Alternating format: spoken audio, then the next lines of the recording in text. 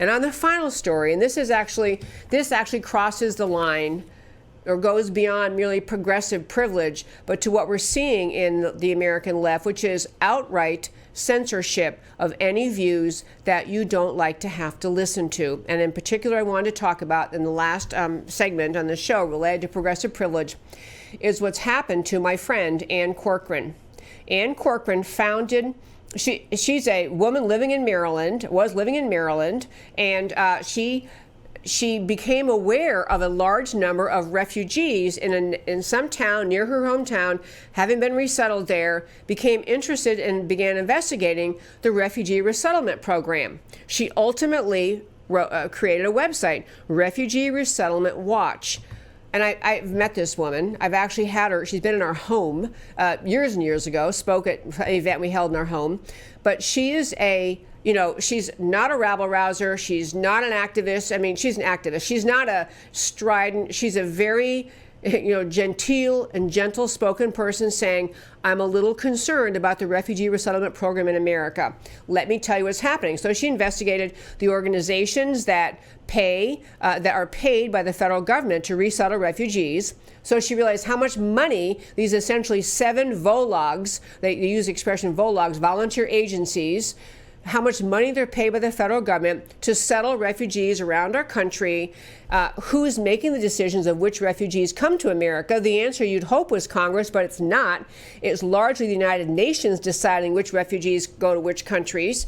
And she was exposing the danger to America's communities by having large number of refugees resettled here who may not be amenable to, in any degree, becoming part of American culture and society.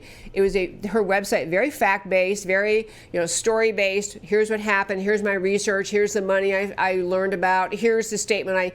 She's an activist trying to raise awareness of saying the American public should be aware of the refugee resettlement program, and we should be aware whether we're bringing people here who mean us harm.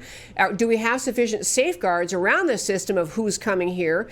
It's a very fact-based website. So she had Refugee Resettlement Watch. She had it up for years, and 12 years, I think it was. And she discovered, I think it was last week, that WordPress, many people make their own websites, use WordPress because it's pretty simple to use if you're not a computer guru. So WordPress took down her website called Refugee Resettlement Watch. It was refugeeresettlementwatch.com. She had one of her, some fan of hers, someone wanted to go to the website to read something, realized the website was taken down. When you try to go to it, it says refugeeresettlementwatch.com is no longer available. So she contacted WordPress to essentially say, why is my website taken down? Is there a problem here? Did I fail to communicate something?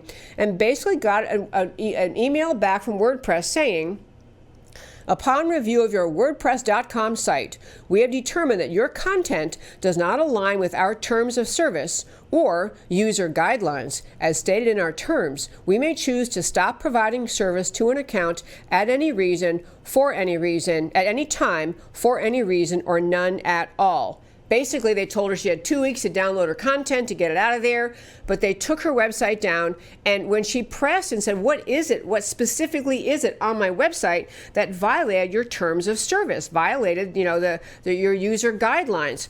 And she just got a redundant email back just saying you're not allowed to violate our user guidelines. Again, progressive privilege mindset.